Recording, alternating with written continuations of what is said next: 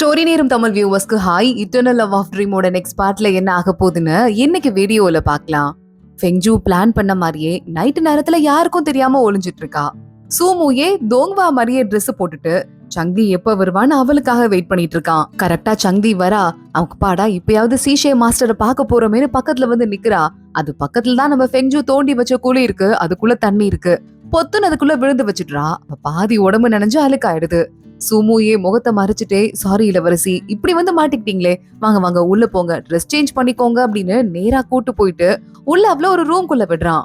சுமுயே அப்பாடா ஃபெங்ஜூ ஒரு வழியா பழி வாங்கிட்டா போதும் நினைச்சிட்டு இருந்தா. பார்த்தா உள்ள போனவ அந்த பொண்ணு கத்த ஆரம்பிக்கிறா. ஏன்னா அந்த பாம்பு வளர்க்குறாள்ல ஃபெங்ஜூ, அது உள்ள இருக்கு போல. அது அவளை துரத்த ஆரம்பிக்குதுன்னு கத்திக்கிட்டே அவ வெளியே ஓட ஆரம்பிக்க, அவ பின்னாடியே துரத்திட்டு சூமுயையும் ஓடிட்டு இருக்கான். ஆனா ஃபெங்ஜூ கதெல்லாம் தெரியாம பக்கத்துல தோங்வா நிக்கிறாரு. சூமுய ட்ரெஸ் போட்டு வந்துட்டனால அவன் தான் நிக்கிறான்னு நினைச்சிட்டு, டேய் மாஸ்க் போட்டுக்கோடா, இந்த மாஸ்க் போட்டு இன்னைக்கு எல்லாரும் வெளியே போவாங்களாம், நம்மளும் இங்க வெளியே போலான்னு சொல்லிட்டு ரெண்டு பேரும் மாஸ்க் போட்டு அங்க இருந்து கிளம்புறாங்க. இருட்டுல மாஸ்க் போட்டதால தோங்வாவோட முகம் மாறினது ஃபெங்ஜூக்கு சுத்தமா தெரியவே இல்ல. இங்க அரண்மனையில ராஜா ராணி கிட்ட சில பேர் வந்து பேசிட்டு இருக்காங்க.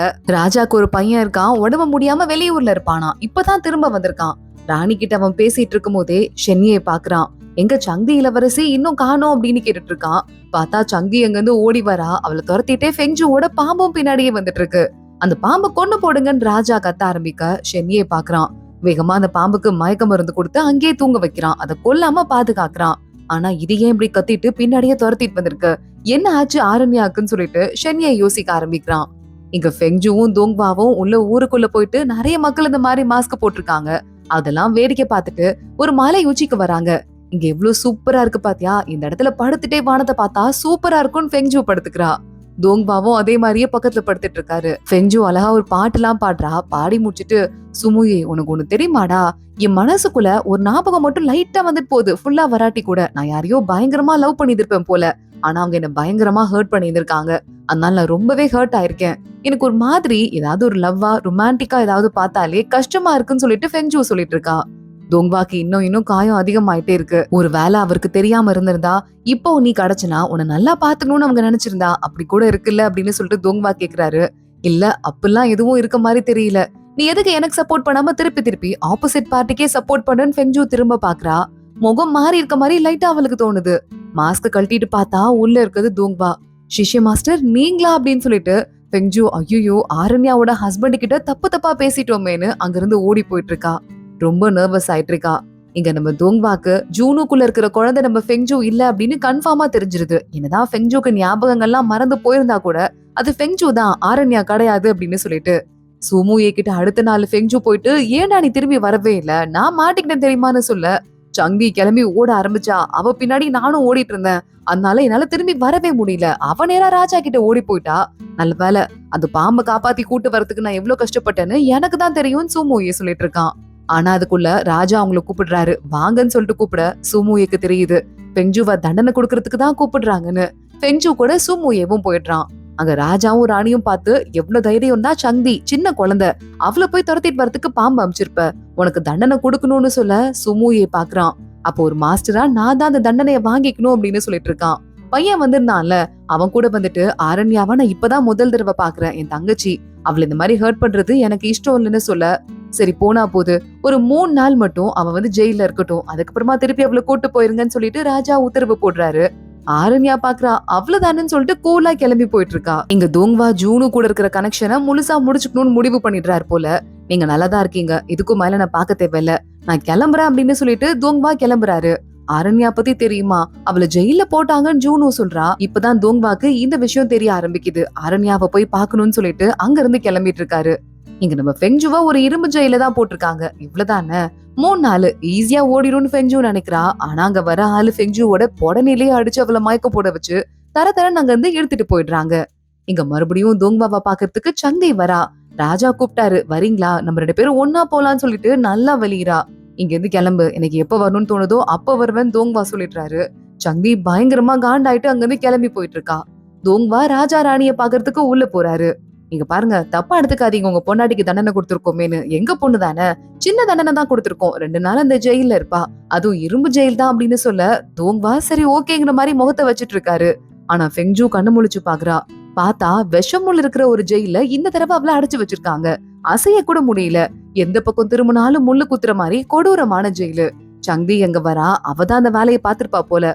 இன்னும் உன் புருஷன் உனக்கு சப்போர்ட் பண்றாரு, அதான் நான் வேணும்னே இந்த மாதிரி ஒரு வேலையை பண்ணி வச்சேன். கஷ்டப்படுறீ நல்லா, ஆளையும் மூஞ்சையும் பாருன்னு சொல்லிட்டு சங்கதி பேசிட்டு இருக்கா. அப்பன்னு பார்த்த அந்த இடத்துல நெருப்பு பத்திக்கிச்சுன்னு சொல்லிட்டு ஆளுக்கு ஓடுறாங்க.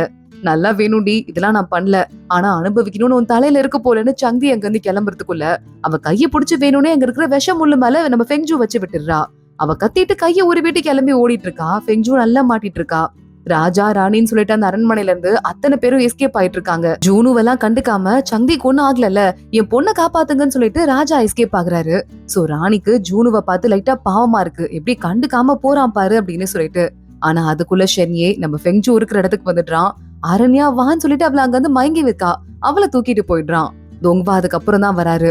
யாரோ ஃபெங்ஜூவை காப்பாத்திட்டு போயிட்டாங்கன்னு தெரியுது. அங்க இருந்து கிளம்புறாரு. நம்ம ஷென்யே வேகமா அரண்யாவை கூட்டு வந்துட்டு அவ வாயில மருந்தெல்லாம் ஊட்டி விட்டுட்டு அவ கொஞ்சமா நல்லா ஆயிட்டான்னு தெரிஞ்சதுக்கு அப்புறமா அவ வீட்டு வாசல்ல படுக்க வச்சுட்டு, உனக்கு தப்பு செஞ்ச எல்லாத்துக்கும் சேர்த்து தண்டனைய திரும்ப கொடுப்பேன், நான் மறக்க மாட்டேன் அப்படின்னு அங்கிருந்து கிளம்பி ஓடி போயிடுறான். சாச்சா நேரா கூட்டு போயிட்டு ஃபெங்ஜூவை உள்ள படுக்க வைக்கிறா. அடுத்து சூமுயே வந்துடுறான். என்ன ஆச்சு பரவாயில்லையா நீன்னு கேட்க, ஷென்யே தான் என்ன காப்பாத்துனா, எனக்கு நல்ல மருந்தெல்லாம் கொடுத்து இங்க வந்து விட்டு போனா, இல்லனா கண்டிப்பா எனக்கு ஏதாவது ஆயிருக்கும் அப்படின்னு சொல்லிட்டு ஃபெங்ஜூ சொல்ல ஆரம்பிக்கிறா. எப்படி அந்த இடத்துல நெருப்பு வந்துச்சுன்னு சத்தியமா எனக்கு தெரியல, யார் பண்ண வேலையா இருக்கும் அப்படின்னு சொல்லிட்டு சூமுயே வேற கேக்குறான். ஃபெங்ஜூ பயங்கரமா அப்படியே அஃபெக்ட் ஆயிட்டு பாவமா பாத்துட்டு இருக்கா. எனக்கு இருக்க ஒரே கவலைலாம் ஆரண்யா தான், அந்த பொண்ணு எவ்வளவு கஷ்டப்பட்டிருப்பா அப்படிங்கிற மாதிரி ஃபெங்ஜூ யோசிக்கிறா. தோங்பா ஃபெங்ஜூவை பாக்குறதுக்கு வீட்டுக்கு வராரு. உள்ள சூமுயு கிட்ட ஃபெங்ஜூ பேசிட்டு இருக்கதா வெளியே இருந்து கேட்க ஆரம்பிக்கிறாரு. அப்போ ஃபெங்ஜூ சொல்லிட்டு இருக்கா, அந்த பொண்ணு அப்பா இருக்கு, அம்மா இருக்கு, தங்கச்சிங்கெல்லாம் இருக்காங்க, ஆனா அப்ப கூட தனியா ஒரு அனாதை மாதிரி வாழ்ந்துட்டு இருக்கா. அந்த பொண்ணுக்கு கூட யார் இருந்திருக்கணும், சீஷே மாஸ்டர் புருஷன்னு கல்யாணம் பண்ணிட்டு கூட வந்திருந்தான்ல அவன் தானே. ஆனா அவன் கூட நம்ம ஆரண்யாவை கண்டுக்காம ஜூனு கூட க்ளோஸா இருந்துட்டு இருக்கான். இதெல்லாம் பார்க்கும்போது எனக்கே மனசு கஷ்டமா இருக்கு. அப்ப அந்த ஆரண்யா பொண்ணு எவ்வளவு கஷ்டத்தை அனுபவிச்சிருப்பான்னு சொல்லிட்டு பயங்கரமா ஃபீல் பண்றா. என் வாழ்க்கையில கூட இதே மாதிரி என்னை யாரோ நான் ரொம்ப நல்லா ட்ரீட் பண்ணி கூட என்னை கண்டுக்காம என்ன மட்டமா ட்ரீட் பண்ணிருக்காங்க, வேற யாருக்கும் முக்கியத்துவம் கொடுத்திருக்காங்க. அதெல்லாம் எனக்கு ஞாபகம் வருது, சரியாதான் தெரியலனாலும் இதெல்லாம் நடந்திருக்குங்கிறத என்னால உணர முடியுது, என்னால ஆரண்யாவை உணர முடியுதுன்னு சொல்லிட்டு பயங்கரமா ஃபீல் பண்ணிருக்கா. நீ மறுபடியும் அந்த மாதிரி அவங்கள நல்லபடியா அடைவன்னு சூமுய சொல்லி பாக்குறான். இல்ல, அவங்கள்ட்ட நான் திரும்பி போற ஐடியாவே இல்லைன்னு சொல்லிட்டு ஃபெங்ஜூ சொல்றா. சரி, உனக்கு பிடிச்ச மாதிரி ஒரு நல்ல பையனாவது கிடப்பான், எந்த மாதிரி பையன் பிடிக்கும் அப்படின்லாம் கேட்டு சூமுயே அவளை சமாதானப்படுத்தணும்னு பாக்குறான். ஆனா பயங்கரமா ஃபெங்ஜூ சோகமா இருக்கா. தோங்பா அதை பார்த்துட்டு அவருக்கு மனசே உருகுன மாதிரி ஆயிடுது. ஃபெங்ஜூ அப்படியே பக்கத்துல இருக்க சூமுய மேல சாஞ்சிட்டு கொஞ்ச நேரத்துல சோகத்துல அப்படி தூங்கியும் போயிடுறா. ஃபெங்ஜூவை திங்ஸ் எல்லாம் காலி பண்ணிட்டு இளவரசிய போட்டுக்கு வந்துருங்க, மறுபடியும் கிளம்ப போறோம்னு ஆளுங்க சொல்லிட்டு இருக்காங்க. கரெக்டா அப்போ அப்பன்னு பார்த்து சூமுயே ஃபெங்ஜூவை தூக்கலான்னு போறான். ஆனா தோங்பா அடுத்த செகண்ட் மந்திரத்தை போட்டு ஃபெங்ஜூவை அவ கைக்கு வர வச்சு, நான் உள்ள ஃபெங்ஜூவை கூட்டு போறேன்னு சாச்சாட்ட சொல்லிட்டு நேரா உள்ள வந்துடுறாரு. ஃபெங்ஜூ திடீர்னு எந்திரிச்சு பாக்குறா. சிஜே மாஸ்டர் நீங்களா, இங்க என்ன பண்றீங்கன்னு கேட்டுட்டு இருக்கா. உன் ஹஸ்பண்ட் தானே நானு, அதனால நான் இங்க இருக்கேன், இந்த மருந்த குடி அப்படின்னு கொடுக்க, நீங்க என் ஹஸ்பண்ட் தான், ஒரு பேச்சுக்கு தான் நம்ம ஹஸ்பண்ட் அண்ட் ஒய்ஃப்னு சொல்லிட்டு எல்லாருக்குமே தெரியும், சோ எனக்கு உடம்பு சரியில்லைன்னா நீங்க கவலைப்பட வேண்டாம், இந்த மருந்தையும் கொடுக்க வேண்டாம், நீங்களே வச்சுக்கோங்கன்னு சொல்ல, நான் ஒரு டாக்டரா கொடுக்குறேன், இந்த மருந்த குடின்னு சொல்லிட்டு ஃபோர்ஸ் பண்ணி தோங்பா குடிக்க வைக்கிறாரு. இந்த மருந்துல ஏதோ ரத்த வாட அடிக்கிற மாதிரியே இருக்குன்னு சொல்லிட்டு ஃபெங்ஜூ குடிக்கிறா. எதுக்காக என்ன பார்க்க வந்திருக்கீங்க, நான் ஜூனோன்னு எதுவும் நினைச்சிட்டீங்களா, என்ன தப்பா அண்டர்ஸ்டாண்ட் பண்ணிக்கிட்டீங்களா அப்படின்னு ஃபெங்ஜூ கேட்டுட்டே இருக்கா. அன்னைக்கு நான் முகமூடி போட்டிருக்கும் போது என்ன வேற யாரும் நினைச்சிட்டு நீ ஒரு விஷயம் என்கிட்ட சொன்ன, அதாவது உன்னையும் ஒரு பையன் லவ் பண்ற மாதிரி பண்ணி ஏமாத்திட்டான் அப்படின்னு சொல்லிட்டு. என்னாச்சுன்னு கேட்க, லவ் பண்ற மாதிரி பண்ணி ஏமாத்தல, லவ் பண்றான்னு சொல்லிட்டு நானாவே நான் மனசுல நினைச்சுக்கிட்டேன், இல்ல அதுக்கேத்த மாதிரி சில ஐடியாக்கள் எல்லாம் அவங்க எனக்கு கொடுத்திருக்காங்க, சரியா ஞாபகம் இல்ல, ஆனா நான் ஹார்ட் பிரேக் ஆயிருக்கேன்னு மட்டும் எனக்கு ஞாபகம் இருக்குன்னு சொல்லிட்டு ஃபெங்ஜூ சொல்ல ஆரம்பிக்கிறா. தோங்பா அங்கிருந்து வெளியே வர ஆரம்பிக்க சாச்சா கிட்ட, நான் சூமுயேட்ட கொஞ்சம் பேசணும், அது வரைய ஃபெங்ஜூவை பாத்துக்கோன்னு சொல்லிட்டு, அதுக்கும் முன்னாடியே பாம்பு இருக்குல்ல, ஃபெங்ஜூக்கு தொந்தரவு கொடுத்துட்டே இருக்குன்னு பாம்பை பார்க்க போறாரு. அதை ஒரு மயக்க மருந்து போட்டு தூங்க வச்சிடுறாரு. சாச்சா ஹாப்பி ஆயிடுறா, நல்ல வேலை பாம்பு தூங்கிருச்சுன்னு சொல்லிட்டு. சூமுயே கதவை திறந்துட்டு வெளியே வந்தா தோங்பா அங்க நிக்கிறாரு. தோங்பாவை பார்த்து ஒரு நிமிஷம் சூமுயே ஷாக் ஆயிட்டு, தோங்பா என்ன மன்னிச்சிருங்க, முதல் தடவை பார்க்கும் போது நீங்க தான் யாருங்கிறத கண்டுபிடிக்க நான் மறந்துட்டேன், இப்ப நான் ரியலைஸ் பண்ணிட்டேன் அப்படின்னு சொல்ல, உள்ள போய் பேசலாம் அப்படின்னு தோங்பா கூப்பிடுறாரு. சூமுயே நடந்ததெல்லாம் சொல்ல ஆரம்பிக்கிறான். இந்த மாதிரி லியான் சோங் என்ன அமிச்சாருன்னு சொல்லிட்டு வந்த கதை, ஃபெங்ஜூவை அது ஆரண்யா இல்லைன்னு கண்டுபிடிச்ச கதைன்னு சொல்லிட்டு எல்லாத்தையும் சொல்ல ஆரம்பிக்கிறான். தோங்பா பாத்துட்டே இருக்காரு. இதுல இருந்து ஏதாவது உனக்கு ஐடியா இருக்கான்னு கேட்க, ஃபெங்ஜூவை எப்படியாவது ஆரண்யாவோட வாழ்க்கைய வாழ விடணும், எந்த ஆபத்தும் இல்லாம அவ வாழ்ந்து முடிச்சு அந்த சைக்கிள் மறுபடியும் முடிஞ்சதுன்னா இங்க இருந்து எஸ்கேப் ஆகிறதுக்கு ஒரு சான்ஸ் கிடைக்கும் நான் நினைக்கிறேன் அப்படின்னு சொல்லிட்டு இருக்காரு. உடனே சூமுயே தோங்பா கிட்ட, துங்வா உங்களுக்கு ஏதாவது வழி இருக்கா அப்படின்னு கேட்க, இருக்கு. சில விஷயங்களை நான் அடிக்கடி செய்யறதுக்கு வெளியே போகணும், அப்பெல்லாம் நீ ஃபெங்ஜுவை பத்திரமா பாத்துக்கோ. சில முக்கியமான வேலையும் நான் உனக்கு கொடுத்துட்டு போறேன் அப்படின்னு தோங்வா சொல்லிட்டு இருக்காரு. எங்க சாச்சா சூமோயேவ கூட்டிட்டு வரா. அப்போல இருந்து பாம்பு தூங்க ஆரம்பிச்சது, எந்திரிக்கவே இல்ல. சீஷே மாஸ்டர் தான் ஏதோ ஒண்ணு பண்ணாருன்னு சொல்ல, ஃபெங்ஜுக்கு தொந்தரவு கொடுக்க கூடாதுன்னு இந்த பாம்ப ஆழ்ந்த தூக்கத்துக்கு அனுப்பியிருக்காரு. தோங்வா இருந்தாலும் ஃபெங்ஜு மேல பயங்கர பாசமா தான் இருப்பாரு போலயே நினைச்சிட்டு சூமோயே சிரிக்க ஆரம்பிக்கிறான். இங்க ஃபெங்ஜுவை பார்த்து பேசுறதுக்காக நம்ம சூமோயே கிளம்பி வந்துடுறான். அவன்கிட்ட கொடுக்கப்பட்ட முக்கியமான டாஸ்கே நம்ம தோங்வா கொடுத்தது நல்லா சாப்பிட வைக்கணுமா, அப்புறம் ஒரு மருந்து, அதை நம்ம ஃபெங்ஜுக்கு கொடுக்கணுமா. டேய், இந்த மருந்துலயும் ஏதோ ரத்த வாட அடிக்கிற மாதிரி இருக்குன்னு ஃபெங்ஜு சொல்றா. அமைதியா சாப்பிடு, சீக்கிரம் சாப்பிடு, எல்லாம் சரியா போயிடும், நீ இன்னும் சரியாகல, அதான் உனக்கு அந்த மாதிரிலாம் ஃபீலிங்கா இருக்குன்னு சொல்லிட்டு சூமோயே எவ்வளவு சாப்பிட வைக்கிறான். அப்போ ஷென்யே ராஜா கிட்ட வந்து, ஃபன்யேன் வேலியில நட்சத்திரங்கள் விழறத பொதுவா நம்மளால பார்க்க முடியாது, ஆனா நாளைக்கு இந்த மாதிரி ஒரு நாள், அதனால நம்ம ராஜா ராணி நீங்க எல்லாரும் வந்து இளவரசிங்களையும் கூப்பிட்டதை பார்த்தா ரொம்ப நல்லா இருக்கும்னு சொல்லிட்டு ஐடியா கொடுக்குறான். சூப்பர் ஐடியா, எல்லாரும் சேர்ந்து அதை பார்க்கலாம் அப்படின்னு சொல்லிட்டு ராஜாவும் ஏற்பாடு பண்றதுக்கு ஷென்யே கிட்ட சொல்லிடுறாரு. இங்க ஃபெங்ஜு நல்லா ஜாலியா உட்காந்து சூமோயே கூட சாப்பிட்டுட்டு இருக்கா. இந்த விஷயத்த சொல்லலாம் அப்படின்னு சொல்லிட்டு ஷென்யே எங்க வர, என்னது விருந்தா, நட்சத்திரத்தை பாக்குறதுக்கா, நான் கூட வரலாமான்னு சொல்லிட்டு ஃபெங்ஜு பயங்கர ஆசையா கேட்க ஆரம்பிக்கிறா. அந்த ஃபங்க்ஷனுக்கும் போயாச்சு. ஆனா ஷென்யேக்கு கண்ணு எல்லாமே நம்ம ஆரண்யா மேலேயே இருக்கு. ஷென்யேக்கு முதல் பொண்ணு இளவரசி இருக்கால ஜூனோ, அந்த 2 பேருக்கு தான் என்கேஜ்மெண்ட் ஆயிருக்கு போல. அந்த 2 பேரும் ஒன்னா உட்காந்துட்டு இருக்காங்க. ஆனா ஆரண்யாவையே ஷென்யே பாத்துட்டு இருக்கான். சூமோயே கூட ஆரண்யா க்ளோஸா பேசிட்டு இருக்குது சுத்தமா அவனுக்கு பிடிக்கவே இல்ல. சந்தி வரா, பாட்டு பாடுறா அப்படிங்க ராஜா இருக்கார்ல, பயங்கரமா பாராட்ட ஆரம்பிக்கிறாரு. ஆனா ஒரு கட்டத்துல பயங்கரமா டென்ஷன் ஆயிட்டு ஷென்யே ஆரண்யாவை சூமோயே கூட க்ளோஸா பார்க்க முடியலன்னு அங்க இருந்து கிளம்பி போயிடுறான். ஆரண்யாவை அவங்க அம்மாவும் அப்பாவும் கூப்பிடுறாங்க. ஏன் உன்னோட புருஷன் இங்க வரலன்னு கேட்க ஆரண்யாக்கு சுத்தமா தெரியல. ஆனா அந்த பக்கம் சந்தி வந்துட்டு, அம்மா என்ன தெரியுமா, அவர் மூலிகை பறிக்கிறதுக்காக மலையடி வாரத்துக்கு போயிருக்காரு, ரொம்ப ஆபத்தான இடம், நான்லாம் கவலையில இருக்கேன், இப்படிதான் சொந்த பொண்டாட்டியா இருந்துட்டு கண்டுக்காமலே இருப்பாங்களோன்னு தெரியலன்னு சொல்லிட்டு ஆரண்யாவை போட்டு நல்லா ஏத்தி விட்டுட்டு இருக்கா. ஆனா ஆரண்யாவை அவங்க அம்மாவும் அப்பாவும் திட்டுறதுக்கு முன்னாடி அந்த இடத்துக்கு தோங்வா வந்துடுறாரு.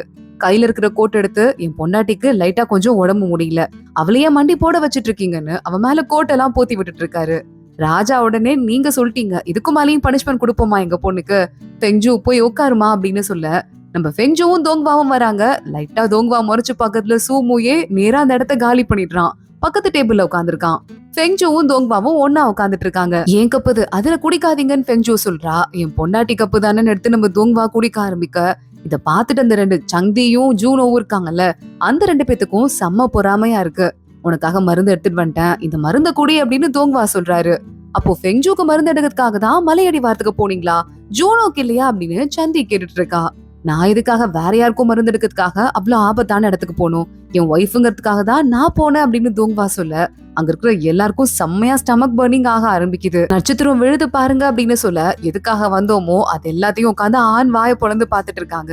ஆனா ஷென்யே தூரமா வந்துட்டு, இங்க பாரு, ஆரண்யா மேல இப்ப எல்லாருக்கும் பாசம் வந்துருச்சு, அவ புருஷனும் நல்லபடியா பாத்துக்கிறாரு, அதே மாதிரி சூமோயேவும் அவ்வளவு பத்திரமா பாத்துக்கிறாங்க, நான் தான் இப்ப வேண்டாதவன் ஆயிட்டம் போலன்னு சொல்லிட்டு தனியா ஃபீல் பண்ண ஆரம்பிக்கிறான். ஃபெங்ஜு தனியா போயிட்டு சூமோயே கூட உட்காந்துட்டு இருக்கா. என்னடா இது, திடீர்னு பார்த்தா ஆரண்யா கிட்ட அவ ஹஸ்பண்ட் நல்லபடியா நடந்துக்கிறாரு, பேசாம இவரு சந்தியவே கல்யாணம் பண்ணிருக்கலாம் போல, அந்த பொண்ணு தான் நாக்கு தொங்க போட்டு பின்னாடியே அலைஞ்சிட்டு இருக்கா அப்படின்னு சொல்லிட்டு இருக்கா. சூமோயேவும் சிரிக்க ஆரம்பிக்கிறான். அடுத்து ஃபெங்ஜு தூங்குறதுக்கு போயிடுறா. சூமோயேவும் அவனோட ரூம்க்கு வந்துடுறான். ஒரு லெட்டர் ஒண்ணு இருக்கு. டேய், இந்த இடத்துக்கு நான் சொல்ற நேரத்துக்கு வாடா அப்படின்னு சொல்லிட்டு ஃபெங்ஜு தான் எழுதி அமைச்சிருக்கா. அதை பார்த்துட்டு அவன் ஒரு பக்கம் ஷாக் ஆயிட்டு இருக்க, இன்னொரு பக்கம் பார்த்தா அந்த ஜூனோவும் சந்தியும் நிக்கிறாங்க. அங்க ஒருத்தன் போயிட்டு, நீங்க சொன்ன மாதிரியே எல்லா வேலையும் பக்காவா பண்ணிட்டேன் அப்படின்னு சொல்லிட்டு இருக்கான். ஃபெங்ஜுவோட ரூம்குள்ள தோங்வா வராரு. இன்னைக்கு நீங்க வெளியே போங்க, இங்கதான் நான் ஸ்டே பண்ண போறேன்னு சொல்ல, சாச்சா ஹாப்பி ஆயிடுறா. பொண்டாட்டியோட புருஷன் இப்பயாவது ஒண்ணு சேர்ந்தாரு அப்படின்னு சொல்லிட்டு சிரிச்சிட்டு இருக்கா. அடுத்த நாள் ஃபெங்ஜு எந்திரிக்கிறதுக்குள்ள அவளோட காஃபில யாரோ எதையோ மிக்ஸ் பண்ணிட்டு இருக்காங்க. ஃபெங்ஜு பாட்டுக்கு எந்திரிக்கிறா. சாச்சா கிட்ட என்ன ஆச்சு அப்படின்னு கேட்டுட்டு இருக்கா. என்ன ஆச்சா, வெக்கப்பட்டு நீங்க பேசுறீங்கன்னு நினைச்சேன், நேத்து உங்க ஹஸ்பண்டோட ஸ்டே பண்ணிட்டு இருந்தீங்கன்னு சொல்ல, என்னது நேத்து அவர் இங்கதான் இருந்தாரா, எனக்கு அது தெரியாதுன்னு ஃபெங்ஜு ஷாக் ஆகுறா. அதை கேட்டு வேலைக்கார பொண்ணு அதுக்கும் மேல ஷாக் ஆயிட்டு இருக்கா. ஜூனோவும் சந்தியும் வெயிட் பண்ணிருக்காங்க. இனி கண்டிப்பா நம்ம வேலைய சூப்பரா முடிக்க போறோம் அப்படின்னு சொல்லிட்டு இருக்காங்க. ஃபெங்ஜு எந்திரிக்கவே இல்ல, ஒரு மாதிரி டயர்ட் ஆயிட்டு தூங்கிட்டே இருக்கா. அவ தண்ணி குடிச்சா இல்ல, அதுல ஏதோ மிக்ஸ் ஆயிருந்தது இல்ல, அது இந்த சந்தியோட ஜூனோவோட வேலைதான் போல. நம்ம நினைச்சது நடந்துருச்சுன்னு சொல்ல, சீக்கிரமா அவளோட மானம் ஒட்டு மொத்தமா போக போகுது. நம்மள்ட்ட எவ்வளவு சீன் போட்டா அது எல்லாத்துக்கும் அவ அனுபவிக்க போறா அப்படின்னு இந்த 2 சிஸ்டர்ஸும் பிளான் பண்ணிட்டு இருக்காங்க. என் தங்கச்சிய பாக்குறதுக்காக இங்க வந்திருக்கேன் அப்படின்னு சொல்லிட்டு ஜூனோ வரா. சாச்சா அவங்க ரெஸ்ட் எடுக்கிறாங்கன்னு சொல்ல, அவளை தள்ளி ஓரமா விட்டுட்டு, இந்த 2 பேரும் நேரா உள்ள போயிட்டு இருக்காங்க. ஃபெங்ஜூ இருக்கிற ரூம்குள்ள தான் சூமூயேவ அந்த டைம்க்கு வர சொல்லி அனுப்பிச்சிட்டு இருக்காங்களாம். அவர் உள்ள போனதை பார்த்தாச்சுல்ல அப்படின்னு சொல்லிட்டு வேலைக்காரங்க கிட்ட செக் பண்ணிட்டு தான் ஜூனோவும் இங்க சந்தியும் வந்திருக்காங்க. இந்த விஷயத்த அவங்க அப்பா கிட்டயும் சொல்லி விட்டுறாங்க. அவங்க அப்பா பயங்கர கோவத்தோட வராரு. என்ன நடக்குதுன்னு சந்தி உடனே அவங்க அப்பாட்ட போயிட்டு, அப்பா ரொம்ப தப்பா எடுத்துக்காதீங்கப்பா, ஆனா பாவம் அதான் இவ இருக்கா இல்ல ஆரண்யா, அவளுக்கு கள்ள தொடர்பு இருக்கு. அதுவும் யார் கூடனா அவ மாஸ்டரோட சூமூயே இருக்கார்ல அவர் கூட கள்ள தொடர்புல இருக்காருப்பா, நீங்க ரொம்ப டென்ஷன் ஆயிடாதீங்கப்பா அப்படின்னு சொல்ல அவங்க அப்பா பயங்கர கோவத்துல ரூம்குள்ள போறாரு. பார்த்தா நம்ம ஃபெங்ஜுவை விட்டு தோங்வா தான் பக்கத்துல இருந்து ஏஞ்சி வந்துட்டு இருக்காரு. ராஜாக்கே ஒரு மாதிரி அவமானம் ஆயிடுது. ஃபெங்ஜுவை தூக்கிட்டு என் பொண்டாட்டி தூங்கிட்டு இருக்கா, டிஸ்டர்ப் பண்ண வேணாமே நிப்ப போறேன், இதுக்கு நீங்க வெளிப்படையா ஒரு விளக்கத்தை கொடுத்தே தீரணும்னு சொல்லிட்டு தோங்வா அங்கிருந்து கிளம்புறாரு.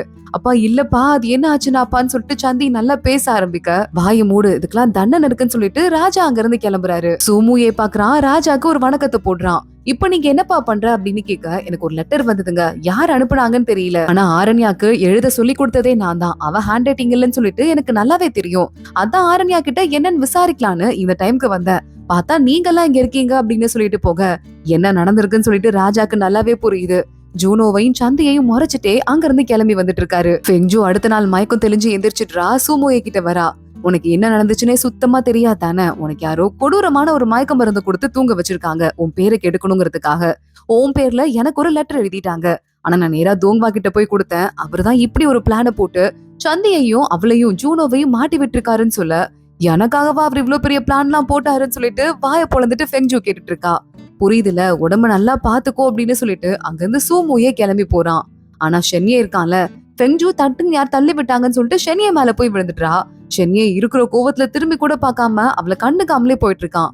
இந்த பையனுக்கு என்ன ஆச்சு அப்படின்னு ஃபெங்ஜு அங்க இருந்து கிளம்புறா. இங்க ஃபெங்ஜு கிட்ட சாச்சா ஓடி வரா, உங்க 2 சிஸ்டர்ஸ்க்கும் தண்டனை கொடுத்துட்டாங்க, அதுல ஜூனோ இருக்காங்கல்ல அவங்க பிரெக்னெண்டா இருந்தாங்களாம், ஷென்யேக்கும் அவங்களுக்கும் என்னதான் என்கேஜ்மெண்ட் ஆயிருந்தாலும் அவங்களோட மாஸ்டர் இருப்பாங்கல்ல அந்த மாஸ்டர் கூட தொடர்பு வச்சுட்டு அவங்க பிரெக்னென்ட் ஆயிட்டாங்களாம், அதனால ராஜா அவங்களுக்கு மரண தண்டனை கொடுத்துட்டாரு, சந்திய வேற ஊருக்கு நாடு கடத்துறதுக்கு உத்தரவு போட்டாருன்னு சொல்ல, என்னது மரண தண்டனையா அப்படின்னு சொல்லிட்டு ஃபெங்ஜு ஷாக் ஆயிட்டு இருக்கா. இங்க அடுத்து ஃபெங்ஜுக்கு கொடுக்க வேண்டிய மருந்து அப்படின்னு சொல்லிட்டு மறுபடியும் சூமூயே கிட்ட தோங்வா சில பாட்டில்ஸ் எல்லாம் கொடுக்குறாரு. எல்லா வேலைக்கும் கொடுத்துரு அப்படின்னு அங்க இருந்து கிளம்பி போறாரு. ஃபெங்ஜு சாப்பிட்டுட்டு இருக்கா. கரெக்டா அந்த இடத்துக்கு சூமூயே வந்துடுறான். நீ குடுக்குற மருந்துல பிளட் வாடை அடிக்குது, எனக்கு பிடிக்கவே மாட்டேங்குதுன்னு சொல்லிட்டு அழுதுட்டே ஃபெங்ஜு அதை குடிக்க ஆரம்பிக்கிறா. சூமூயே பாத்துட்டு இருக்கான். கேள்விப்பட்டல அந்த ஜூனோக்கு மரண தண்டனை கொடுத்துட்டாங்கன்னு சொல்ல, ஏண்டா அது அவங்களுக்குள்ளேயே மறைச்சிருந்திருக்கலாம்ல, அந்த பொண்ணை காப்பாத்தி இருந்திருக்கலாம்ல, ஏன் வெளிப்படையா சொல்லிருக்காங்கன்னு கேட்க, உனக்கு ஒரு விஷயம் தெரியுமா, ராஜா இருக்கார்ல அவரோட சொந்த அண்ணனை கொன்னுட்டு தான் இந்த பதவி ராஜா பதவி எடுத்துக்கிட்டாரு. ஜூனோவோட அம்மா அதாவது இப்ப ராணி இருக்காங்கல்ல அவங்க முதல் ஹஸ்பண்ட் கூட பழைய ராஜா கூட ஒய்ஃபா இருந்தவங்க, அவங்களையே இவரு கல்யாணம் பண்ணிக்கிட்டாரு. ஆனா முதல் ராஜாக்கு பிறந்த குழந்தை தான் ஜூனோ, அதனால இப்ப இருக்க ராஜா எப்படா பழி வாங்கறதுக்கு டைம் கிடைக்கும்னு காத்துட்டே இருந்தாரு.